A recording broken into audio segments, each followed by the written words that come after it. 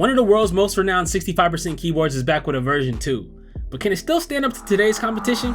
Today, I'm super excited to be checking out QwertyKeys QK65 V2. Almost 2 years ago, QwertyKeys launched their brand with the original version of this keyboard. So it's kind of coming full circle. I'm excited to see what has changed, and I'm also a little bit curious how this and the Neo65 might stack up together. So let's find out what's going on with this board. I got some accessories right here, and wow, first off, let me talk about this case right here, bro.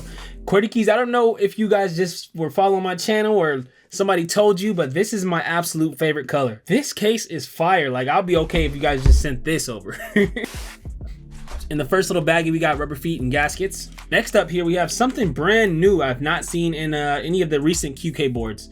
And I'm not even quite sure what they are yet, but we will find out soon enough. Just screws and hardware. And we got our USB dongle for our 2.4G and a couple of these spare cables. There's a couple cool new things about the QK65 V2, and one of them are gonna be the customization options, man. And there's a good amount of keyboards out there that are customizable, but the QK65 V2, like, there's literally over 5 million customization options.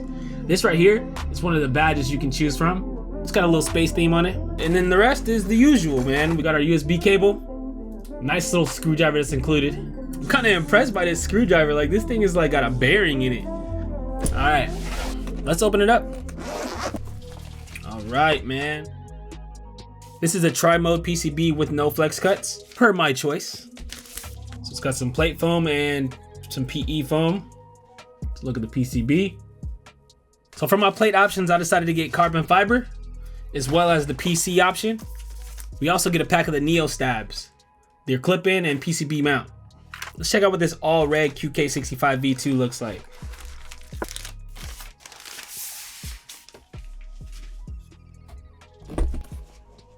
Wow, check that out. So when we start to talk about the design of the QK65 V2, we got an RGB bar right there on the top, which is really unique. I can't wait to plug it in and see how that operates. And then down here, there's a screen. Not only that, we get to see my favorite part of the QK75N make its return right here. We got the magnetic connector cables, man. I'm super stoked about these. It's not like a typical box on wedge. It's got a little bit of a an angle right there at the top. It's a very thin one. Speaking of thin, we got our thin bezels on the side and a little bit thicker one on the bottom, and then the thickest one is along the top. So there's not a whole lot of symmetry going on in this front facing design. The red coating on this is done very well. There's like a little sparkle of glitter going on in there, and I enjoy it. Wait a minute. So this looks like a new feature, one that's actually been featured in a recent keyboard, the QK65N, that I reviewed on this channel as well. Watch right there. Where you just put your dongle in there. This is magnetic to this, and you just slide it in there. Whew. So one of the cool things about the QK65 V2 is that you can actually mount this thing 2 different ways. You can use the PCB and use the gaskets per usual, or you can also top mount it. So let's get this thing open, man. Ah, okay. I'm starting to recognize those little pieces that I found in the accessories box. You just gotta, flip it down, boom, loosen it up, and just pull back like this, boop. To quote QwertyKeys, that's the clip-in mechanism, and I'm here for it. So we get a pre-installed force break type of situation going on here. So what these will do is reduce the case ping, so you don't get that weird noise from the top case and the bottom case vibrating against each other. Well, in the meantime, I'm gonna get these stabilizers ready and bring you guys back right after the jump. I got all my stabs lubed and put into place. I also put some of the foam in, and also I put my switches in. These are called the Lichix Yasuo, and these are a linear switch. Pretty impressed so far. We'll see how they sound in the actual build. So I'm going with the all foam build to start it off. I'm putting literally everything provided all at once. One more look at that back weight. It's very nice, it's very shiny. So this specific board is not per key RGB, but we got a nice little LED strip right on the top corner.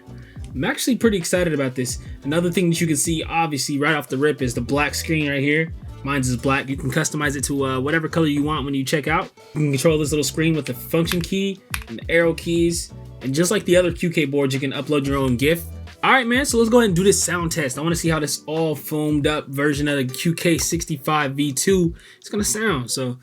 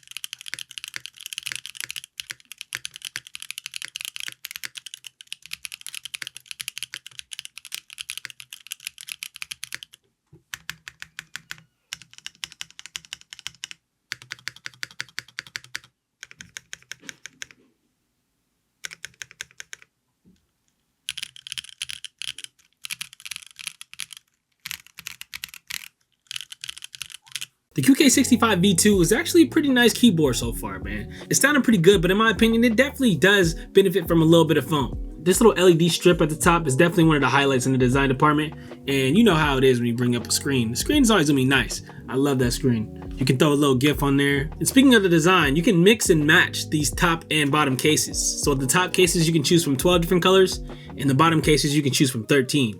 And that's not even all the customization you can do with this board. And this red 65, man, is giving me a little bit of deja vu. The 65 budget GOAT right here, the Neo65, is made by QwertyKeys as well. But here's just a quick little comparison, man. The 65 here is a little bit smaller. But I do want you guys to let me know down in the comments if I should do a direct comparison between these two. But in the meantime, this QK65 V2 is pretty solid.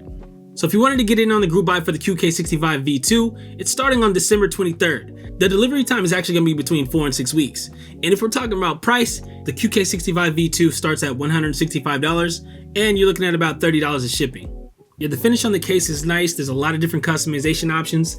And man, it's pretty much a no-brainer if you're in the market for a new 65% keyboard. And QwertyKeys, they obviously know what they're doing. Thanks again for tuning in. If you like what you see, make sure you hit that like button and turn on bell notifications if you do subscribe, because you won't want to miss any of these new drops that are coming up.